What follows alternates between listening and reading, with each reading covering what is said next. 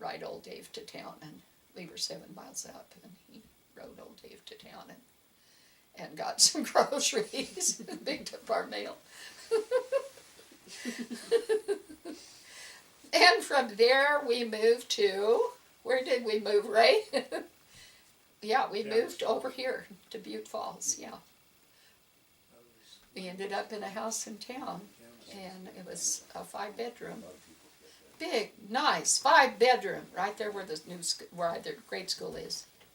Straight across from that house, it's their Pingle's house at that time. It's now Mark and Sean Ellis that lived there.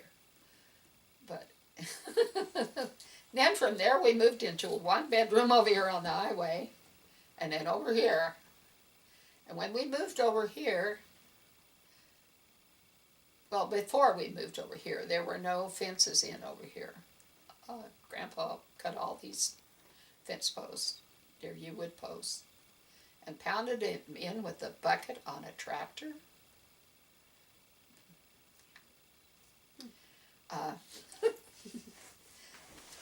Had I been the owner of the tractor, I would have been complaining, but anyway, he wasn't, so all right, I think that's hard on equipment. But anyway, and then he built the rabbit house down below. We were raising rabbits by that time over the other house. Had a barn out there. The barn has since burnt. And I got pretty good with them. So we brought them over here, and then the logging got real going, and we got rid of our rabbits, and then later started again, when you can remember. But built the rabbit house, and we, I love that we, that's a royal we. He tapped into this spring up here. We got permission from ONC, and we tapped into the spring and put water down here. It was gravity flow, and we got 4 gallons a minute year round. And that was a nice deal, because that cold winter that we had, 72, yeah, it was December 72, it was 16 below on the 16th of December. And if we hadn't had that water, we couldn't have run the water out the other end like we did out of the rabbit house and kept it going. You didn't dare shut off a faucet, because as you did, you went back out there 5 minutes later and the faucet was already frozen. So the water was going at all times. But that was an interesting winter. We almost moved to town. I don't know about the ones upstairs. Yeah, we had them in a tent to start with. And the night after we moved them out of the tent into the upper part of the rabbit house, we had a snowstorm, and it dropped a bunch of wet snow and collapsed the tent.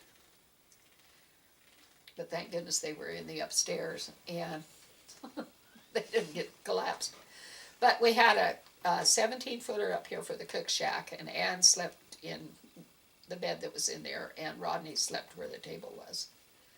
And we had propane heat. And Grandpa and I slept in a little bitty doodlebug trailer. All there was room for was the double bed and a cabinet and room enough to walk between. That was it. Yeah, and everybody had ice in their beds. I don't know about the kids upstairs, but Ann did, Rodney did, and Grandpa and I did. And you got to trade to see who got to sleep next to the ice. At least we traded back and forth anyway. One of us would be next to the window on the ice, and then the other one would be next to the window on the ice. That was a cold winter. That was a sucker. And yeah, and Grandpa's tires on his, well, we didn't have a regular lock skidder. We had a, doggone it, I don't remember at the moment, Power Horse. And it's really a farm tractor, but old style. And in order to make it heavy enough to pull the logs out when it's muddy, you had to have water, or calcium's what you're supposed to get in the tires. Well, we couldn't afford the calcium, so we had water in them. And 16 below froze the tires up and split them. So they cut the tires off with the chainsaw.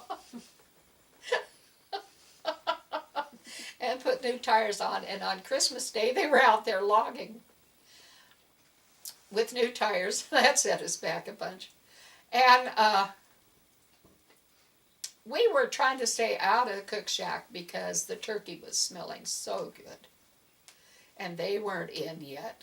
The crew hadn't come home yet, and we couldn't stand it in there. So Russell was the was the oldest one at home, and we went down below and was picking up beer bottles. Now, beer drinkers, seems to me that they think that those beer bottles and beer cans will grow a beer bottle tree or a beer can tree. They shove them under things. They throw them under things. You're out there, you're digging around under all the bushes and stuff on beer bottles and cans.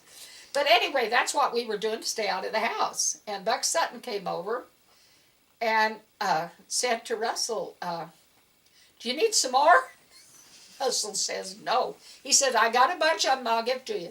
And Russell says, no, I don't want any more. We got enough. I don't remember, but we had case after case of the darn things. And so anyway, Buck says, have you got anything for dinner? And I said, yeah, we've got dinner up there, but it smells so good we had to leave. We couldn't stand it. So anyway, he just kept after us. He was positive. And I said, well, come on up the house and see. We've got food. And he did come up and, yeah, okay. But he really seriously thought we were that poor that we didn't have anything to eat. But I don't remember when they finally came in, but we were about to give up on them and eat. I remember that. Yeah. And then finally in 73, early part of 73, they were getting ready to put in the Elk Creek Dam. And this mobile was one of the things that was bought by the Corps of Engineers from where the water was going to flood. And Grandpa also bought it, well, he bought that from the Corps of Engineers, but he also bought that house up there from the Corps of Engineers. There was a house on the property. That's where these the chimney bricks came from. And those other bricks that are around the property here, that's where they came from, was up there. And that's where this sidewalk came from. But there was a mistake made with that sidewalk. We should have marked the blocks as they were taken up so you knew which one was which. We threw a party out here with AA and Al-Anon people here, and they were all trying to find out how the bricks went, trying to put the blocks in. So anyway, it was fun reconstructing. But there were two walkways up there. There was one went to the front door, and there was one circled around to the back door from the front walk. And that was when Ray, what did you do to your leg, dear? When I broke my foot? Broke your foot, yeah. That was playing football. Yes, and this mobile was moved in here the day that they took state. We beat Huntington. Yay, in football. The day after Thanksgiving. That was 1973. So, yeah, Ralph graduated that spring. Yes, that was the first phone we had in this area, was the day Ralph graduated. We opened a bank account, we got a telephone, and Ralph graduated high school June 1st, 1973. So, okay, a real monument in our lives. Last phone we'd had before that was Hermiston, 1954. Now, how would you people make it without a phone? Yeah, and off and on we had a television over the years, but not very often. I think we got a little bit of battery left. Yeah, just about out, huh? Wrap. Yeah, well, I think the rest of you know pretty much the rest of it. I don't know. We had to start out here, doing little by little. I got told by my neighbor, the lady that we bought this property off of, that after being out like we had the table out under the trees, and my faucet was outside, and my freezer was outside, my washing machine was out back of the little travel trailer, and I did all this stuff outside, see. And she said, when you get in that mobile, you are going to just go nuts. No, I'm not. I'm just going to love it. Okay, it was here by myself one day. That was before this was built onto it.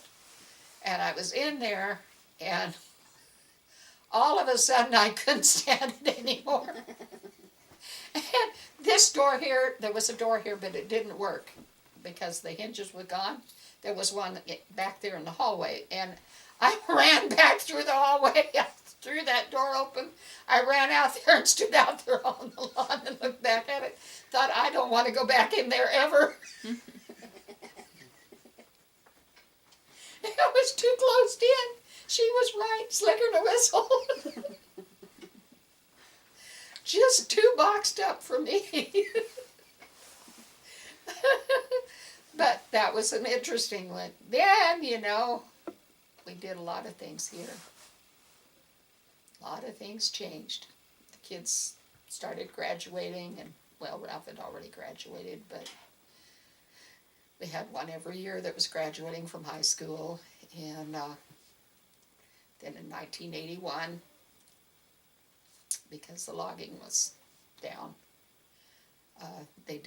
Keith and the boys were partners at that point, and they did the last logging in October over out of Lake Creek. And so we decided to put the equipment up for sale, which over $3,000 a month we were paying out in payments on equipment. And bank account was getting low, and we decided to sell. And then we moved to Bakersfield, and he went to work in the oil fields. And we stayed there for 2 years. That's all we could take it. We both did a sigh of relief when we got home. Ray may be California. We weren't. We were not California. Yeah, so happy to get home. So happy to get back here. And I used 3 trips to move us down there and 3 trips back. What happened was I had a chance to buy this nice trailer, right? Mm-hmm. I'd never towed anything in my life. But I had a chance at this nice trailer. It had no brakes on it, number one. I didn't really have the money to put the brakes on it. It didn't have mud flaps, which it had to have for the size of it. Didn't have lights on it. And the guy told me first that the guy that owned it was traveling and couldn't be reached. And later that night he called me and said that the guy was sending the signed title and that he wanted me to appear the next day and get the title. Now, the guy couldn't be reached that owned it, right? But, yeah. All of a sudden, he was reachable. Well, I thought I'm going to get one into California, and it's going to have a license on it, and I'm not going to be able to get it because this is a stolen trailer, is what I just decided it was. And so I did not buy it. So I ended up with this little bitty trailer. But I made it in 3 trips. I made it down there, by golly, in 3 trips, but it took 3 to bring it back, too. So, anyway, I got a few miles in. I got fairly good at it, where I could do it in 12 hours, with at least 3 hours off the road intermittently there. And I got pretty good traveling with the trackers. But you aren't supposed to take your house plants to California or fresh fruit or anything like that. And when I started moving down there, why, the guy at the border, he's, the bug station there in California, he said, so where's your house plants? I don't have any. Oh, sure. Yeah, okay. Okay. So he looked things over a little bit, and they did check to make sure that my dog had a rabies shot. And I moved that on down there all right, and then I came back up and got another load, and I'm going through the bug station. Same guy. He says, so where are your houseplants? And I said, I don't have any. I know you got to have houseplants. Where are they? I said, I don't have any. Okay.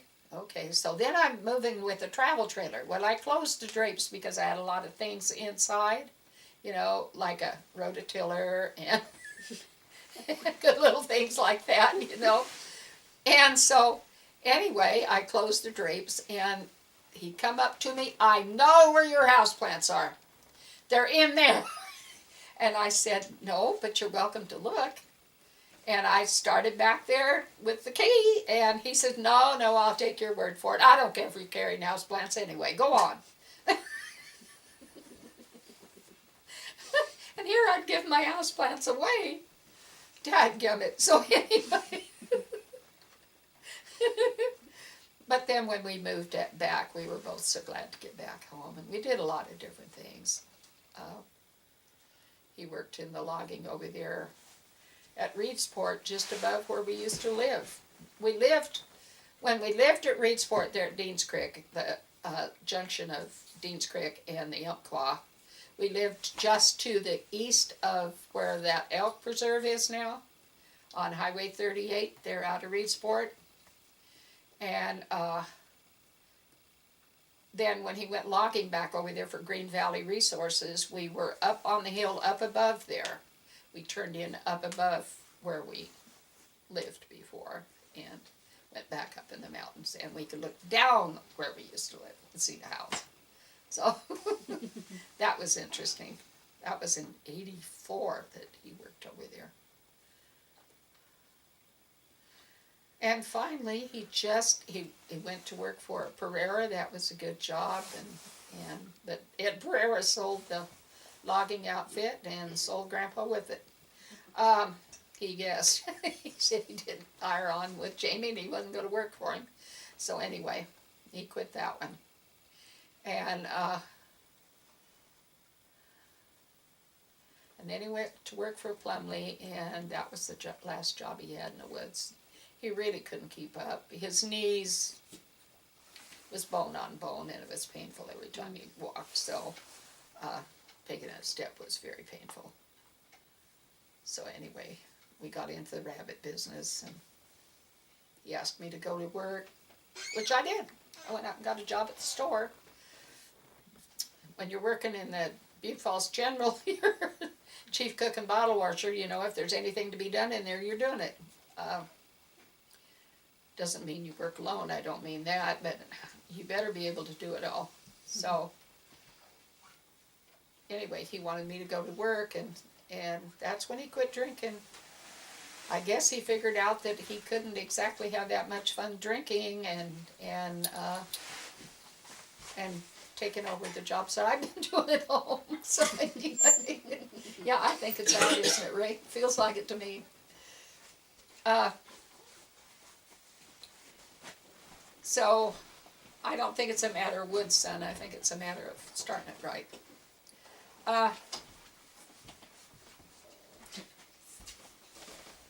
Yeah. Oh, a lot of things happened during that time. Oh my goodness. But anyway, he quit drinking, and we started joining the AA and Al-Anon, and we threw parties out here.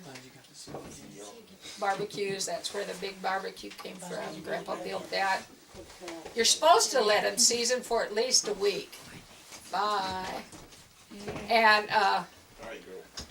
he built it one day, it set one day, and we put a fire in it the next. Good to see you.